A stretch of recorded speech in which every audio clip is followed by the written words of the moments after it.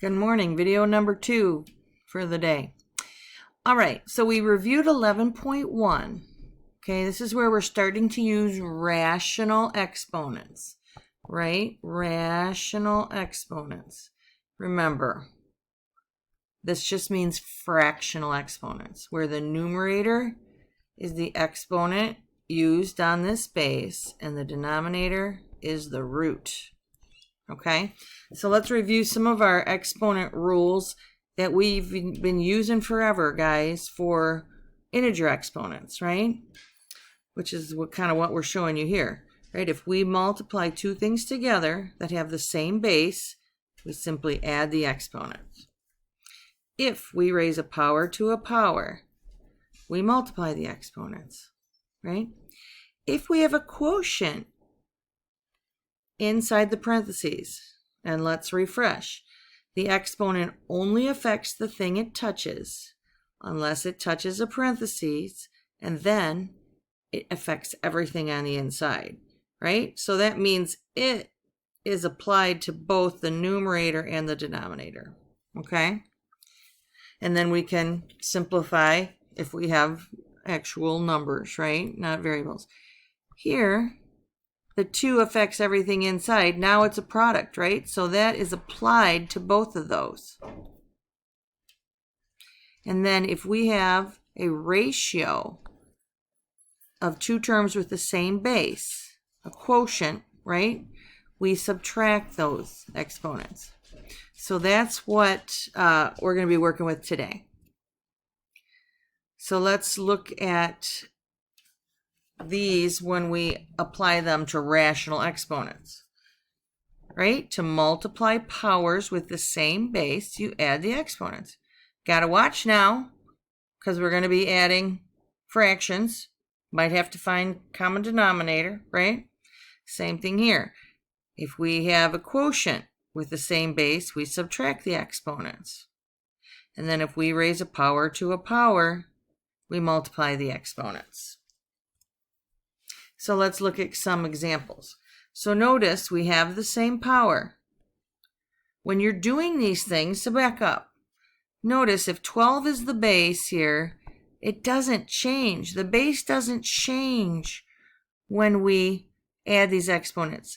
The base doesn't change when we subtract the exponents, and so on. We tend to get confused when we have numbers here instead of variables. Right? If I had x squared times x to the third, I still have the same base and I add the exponent. So don't let that throw you, okay? So here, the base is 25. It doesn't change. I add the exponents, right? We're going to have to add fractions, right? We practiced that. So I'm going to end up with 10 over 5, so 25 squared, right? And whether I ask you to calculate that out, you can do that. It's no big deal, right? All right, here I have a ratio where the base is the same. If the base isn't the same, folks, you can't apply these rules, right? So it's going to be 8 to the 1/3 minus 2/3 equals 8 to the negative 1/3. And let's review. We need to get rid of the negative. We need to make this positive. This changes its position in the fraction. So this becomes 1 over 8 third root of 8, which is 1 over 2. Okay? Let's look at some more. Now, these are a little crazy, aren't they? We have a quotient in there with rational exponents. We have a raised to a power of a rational exponent. So let's do it one step at a time. Oops, sorry about that. Notice down here, that 2/3 does not apply to the 16, does it? So I could, if I want, make it look clearer to me. Right now, this is what I have. So I really have a quotient here, don't I, of the y's. So y, this is going to be y to the 4/3 minus 2/3 in my numerator, isn't it? Okay, now we're still all raised to the 3/2. We're not worried about that yet.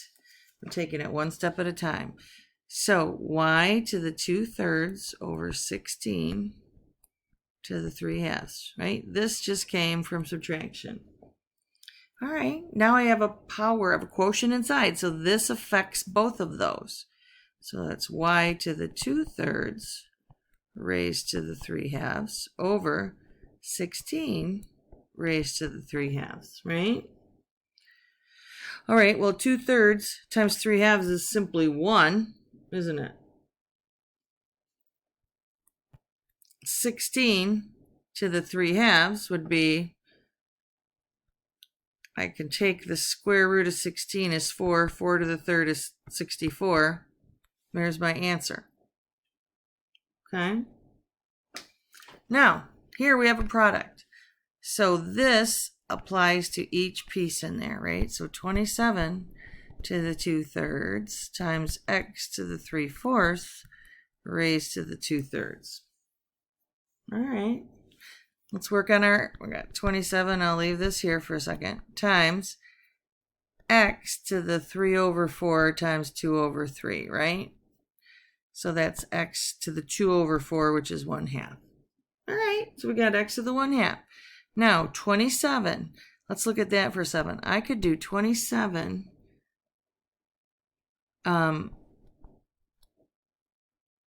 let's do 27 to the 1/3 squared.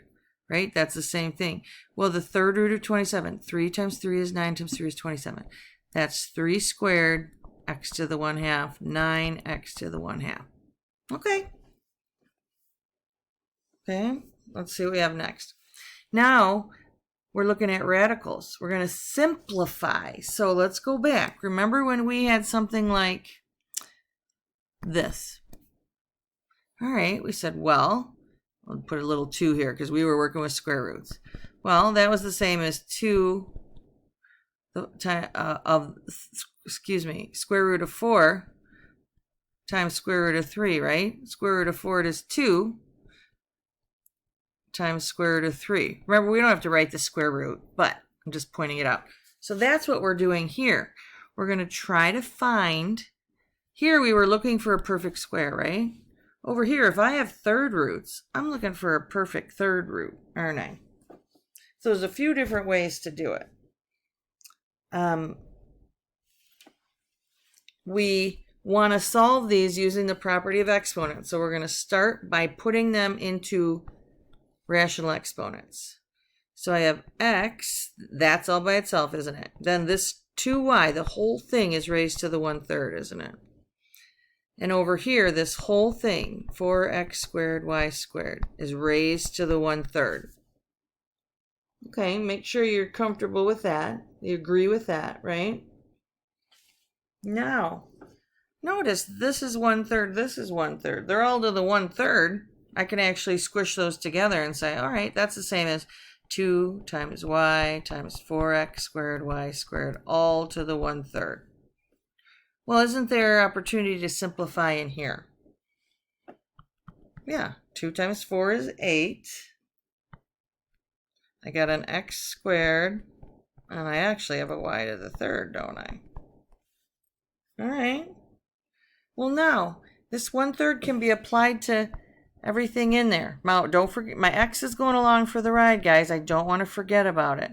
So what I'm going to have is 8 to the 1/3, x squared to the 1/3, y to the 3rd to the 1/3.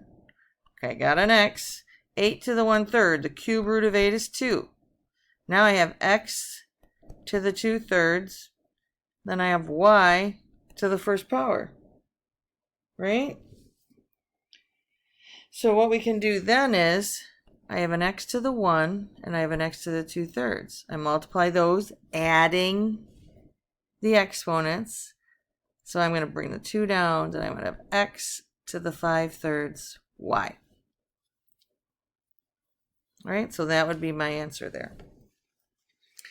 Now let's do the same thing over here. Notice that the top is 64y, the square root, And the denominator is 64y cube root, right?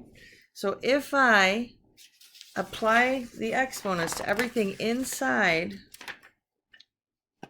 the parentheses, right?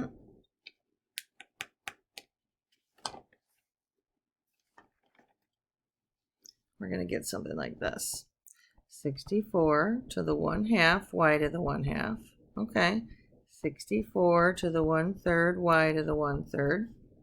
All right, now look at, I got quotients. So 64 to the 1/2 minus 1/3 times y to the 1/2 minus 1/3, right? So we're going to have 64